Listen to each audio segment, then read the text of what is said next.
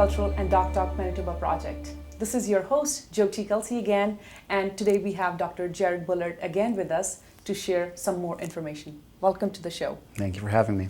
You are most welcome. Dr. Jared is Associate Professor and Pediatrician, Infectious Disease Specialist. I will give you a minute to introduce and let us know more about what you have been doing in the background. Sure. While we were all, deep in COVID. Yeah, I have several different roles, I think, in particular during the pandemic. The one that most people would see me for initially was in testing. And so I work at CADM Provincial Lab, which is a public health lab for the province of Manitoba. And so when you think back to the first wave and all the testing that was going on, it was primarily me and my team that were doing a lot of that. What I've been focusing on a lot more, I'd say, in the past 5 or 6 months would be in and around children with COVID in particular. And so I've done research looking at their ability to infect others, as well as what their clinical presentations are like in hospital, and then working fairly extensively with education to help make sure that schools are as low risk as we can make them. Okay, good. That's a lot on your plate, I would say. So you did mention you were trying to see how we can make the school administrations,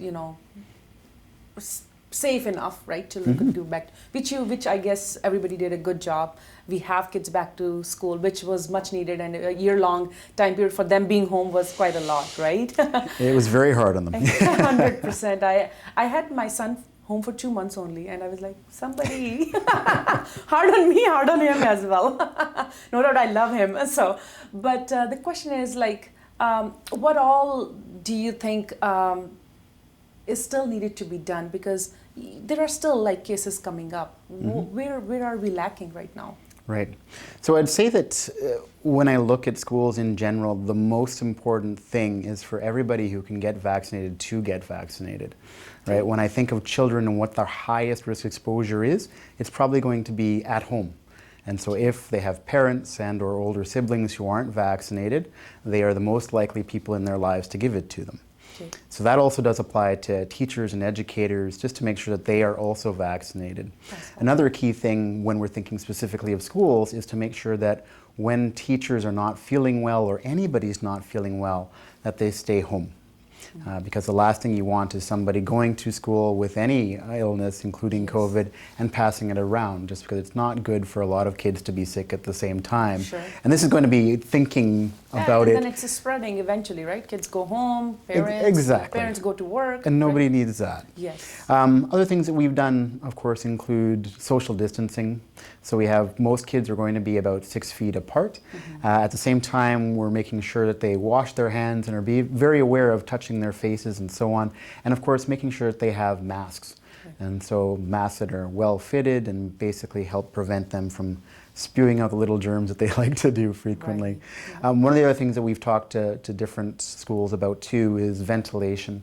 And so even though COVID is not primarily spread through the air, it can do it on occasion. If it is for prolonged, closed area. If you're kind of in, a small space where there's not a lot of air movement, or if somebody's in that space who has COVID, who is what's called a super spreader, meaning they have lots and lots of virus in their sneezes and coughs, then it really can stay in the air a lot longer. So we have to make sure that you have improved ventilation. And the way to do that is a couple of different ways. Opening windows is really simple, assuming it's not winter, just to make sure you have increased airflow, making sure that when we're talking about the heating or air conditioning, it's continuously on and blowing the entire time, so we're pushing the air out of the classroom and having as many air exchanges as we can. So with all of those combined in different layers, I think that's what's going to allow children to be as safe as possible. Right. So, do you know what's the number of cases right now? Are there many children, or there are still adults? What's the percentage? I don't know.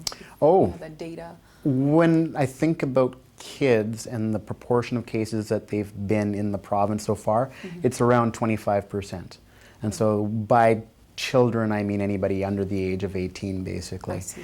And so that's not surprising, and that's close to what they are in the general population anywhere. I see. And most of the time when we see COVID cases in a class or a school, it's a direct reflection of the community, meaning that if you see more cases in the community, you are going to naturally see more cases in the school I see. as well. Oh, I see. Okay. So, meaning like these kids, they are wanting to get vaccinated as soon as possible. But tell us a little bit about what are the consequences of kids who get COVID but are not vaccinated, and how does it look different from kids who get COVID and are vaccinated as well? Like what I'm trying to get at is how it does affect their system and body, so that somebody should get motivated that I would be less sick if I'm vaccinated, if that's the case, right? Absolutely. So children, the vast majority of them who get COVID are what we call asymptomatic, meaning that they don't really have many symptoms, or when they do, they're so mild that most parents don't even notice them. Okay. So that's important to know. Okay. When they do get sick, often it's quite mild regardless. So they have things like a cough, a sneeze, they can't smell, they have a headache, that sort of thing, and they tend to rebound quite a bit faster. But unfortunately, we still have children that will end up in hospital. And so usually when we think about that, it's maybe 1 in 1,000 will go into hospital. And when they do go into hospital, a proportion of those will go to the ICU. But again, it's not the same amount as you see in adults. So the vast majority of kids are going to have mild disease. Is there any after effect, like usually you've heard with Absolutely. adults, right? Like what are those two, just Right. so we know it and we are So aware of it, right? Yeah, parents I think are mostly concerned about, they've heard of long COVID in adults. Exactly. And so these is when children, or when anybody has symptoms that really go a long time after the initial infection. And so as an infectious disease physician, that's not necessarily unique to COVID. So sometimes when you think of teenagers who get mono, or you think of somebody who has a really bad strep throat or an infection that lands them in hospital, it may take them a long time to recover. So when I think of long COVID in adults, the key information there is that children don't tend to have long COVID nearly as much as adults. Now, the thing that concerns us though is something called multi-inflammatory syndrome in children. And so that's where they have, their immune system gets very excited after it sees COVID, and as a result it kind of gets too active and can even go after things like their heart. And so when that happens, they have to go into hospital and get a little bit of extra support there. But generally those kids do really well. With only a couple of days of support, they're able to go home and they fully recover. So, and the symptoms still look the same, like those inflammatory? Right, so this is multi-inflammatory. Like how would somebody detect, or how would somebody know that this is the after effect of it, and you know, I need to go, you know? Right. So some of the kids that I have seen with this multi-inflammatory syndrome show up and they have fevers, they have red eyes, they have swelling of the lips that are also red, swelling of the fingers, while others have come in and their biggest presentation is that they have some pain in their chest. They feel like they have a hard time breathing. Their parents will notice they're pale. And so with all of those, it prompts them to come in and bring their child for evaluation, keeping in mind that that's usually about 2 to 4 weeks after. Yeah, I was going to ask, like it might take time to build up to that level, right? It definitely takes time. Yeah. An interesting thing is that we haven't seen as much MIS-C as in the third wave as we did in the second wave, and we're not really sure why, and that's something that has been seen across the country as well. So when we spoke to our pediatric infectious disease colleagues in other cities like Montreal, Vancouver, Toronto, they were seeing the same thing, that there's something different about the alpha variant that was causing it to happen less often. So that could be a mixed blessing. Yeah. But True. So are there, like, what is most like present variant right now? Is it still COVID or is it Delta? Like what do you see most often or hear? Right. If you... So we've been watching the SARS coronavirus to evolve basically since the beginning. When it first showed up in our first wave, it was from all over the world, which is kind of what we expected. People were returning from their travels and bringing it. Once we got to wave 2, we actually did have a variant, before we were naming them anything, that was a little bit more infectious. When we got to our 3rd wave, that's when the Alpha or UK variant showed up. And so that variant was actually about 50% more infectious than the initial ones we saw in wave 1 and 2. The one that's going to cause our wave 4 is the Delta or Indian variant, and that one is actually 50% more infectious than the Alpha variant. Wow, so it's just getting severe. it's adapting, right? We are forcing it to change so that it can infect us more easily. Because we've done things like washing our hands frequently, social distancing, and so it has to find a way to get around those things. So this is almost like evolution in real time that we're getting to observe. Exactly. We come up with a solution and it's like beating you again. And it's not surprising. That's the nature of viruses. Yeah. So what do you see? What do you like as an experienced pediatrician? You see how the 4th wave might affect. Like, you still see the kids being a target, or I mean, it's just all spread out. Right. You feel that's the big concern. I would say that when I think about who is mostly going to be affected in wave 4, it's going to be the unvaccinated. So people who have no immunity to this whatsoever, it's going to spread through them quite well. And when they're adults, of course, there's going to be a lot of them ending up in hospital. And that's a big concern. The healthcare system can't necessarily handle a huge surge of patients. And when we start talking on a population level with like lots of people infected, it's just too many. Children, of course, are also in that group of unvaccinated. But as we've talked about before too, children are different. Like, they're not having the severe disease that we see in adults. That being said, it's not impossible for them to have severe disease. It's just a lot less likely as a result. So again, when we think about there's going to be a lot of people infected, that includes children, and if we have a lot of children infected, even if it's relatively rare for them to come to hospital, we're still going to see some of them come. And I think that us as pediatricians in the province have really started thinking about how are we going to be able to provide care for those children that need it. Right.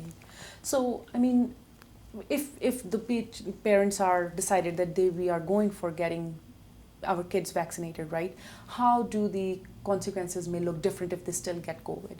Like, we did talk about those inflammatory respiratory system that might happen after the fact. Like, is it any different if they're vaccinated?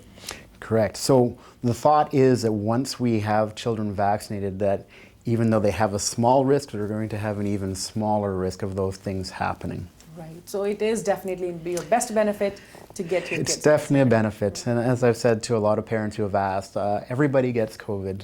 And the only difference is whether or not you're vaccinated or not. Right. What's your insight on Pfizer's new information that they released, that they are hoping that it might be good for kids age 5, I guess, right? Right. What's your insight on that? Like, what do you feel about that? So, yeah, the Pfizer product that they've been studying for the past 6 months is specifically for children ages 5 to 11. So it's different than what adults were given? Like, it's a different modified version? It's the same overall product in that it's the mRNA to make a spike protein that comes from COVID. The difference is that the dose is going to be about 1/3 of what we give to adults. And the idea there is to make it so that the side effects to children are not as much as you might have seen in the adults who got it. Keeping in mind their immune system is robust. It does very well when it sees all sorts of different infections and things that shouldn't be there, like viruses. And so we're thinking that that will be more than sufficient to provide them that extra protection. And do you feel any different for the kids who may have like special, like they already are dealing with some kind of, health concerns? Right. And so that's one of the worries that we had, is that the vast majority of children are going to be completely fine, but we do have children whose immune systems aren't very strong. So we have children with leukemia who are on chemotherapy. We have children who have autoimmune diseases where they need to be on medicine that makes their immune system not quite as strong. We have some children with HIV in the province, and all of those are ones where we're worried that will this make them more sick than we would expect, even though they are children. Right. And so I even had a teenager today who has HIV talking to me about that very thing. And my exact comment was, even though I know that you are less likely to get really sick from this because you're young, I don't think that the HIV, with the HIV being in the picture, you might actually get really sick. So I still think it's a good idea for you to get the COVID vaccination. And I would say that's kind of a universal message that you're finding from pediatricians. We're saying to those patients we think are high risk for having more severe disease should get vaccinated. And the vast majority of them are. Yes, perfect. Thank you very much. I guess what I hear is like, it is good for you. It is good for your kids. So we should go for it, right? Unless there is a special discussion that you need to have, I would say like it's good to have that discussion with their pediatrician and discuss your options out, is what I hear that you have been guiding your patients, right? With different special needs or whatever their health history is, right? Correct. And I would say the vast majority of pediatricians and family doctors who take care of children are very aware of those children that they're worried about and that should get the vaccination. And they've gone out of their way to make sure that they are vaccinated if they're able to. Right.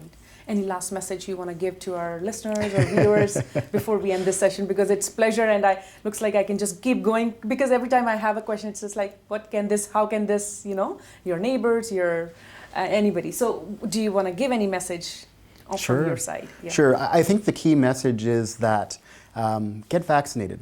It's going to ensure that you stay healthy and you're not spreading this around.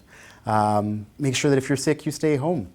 Wash your hands, be aware of touching your face, wear a mask when you're around other people. And all of those, I think, are going to help protect you, but also help protect your friends, family, and neighbors. Thank you very much. Thanks. We appreciate your time and all the valuable information that you shared with us. Oh, my pleasure. Thank you. I do want to take a moment to thank Manitoba government and Doctors Manitoba, who help physicians and doctors in offering exceptional service to us Manitobans. Thank you very much. Stay tuned for more series and get more information on how you can protect your kids by giving COVID-19 vaccination. Thank you very much.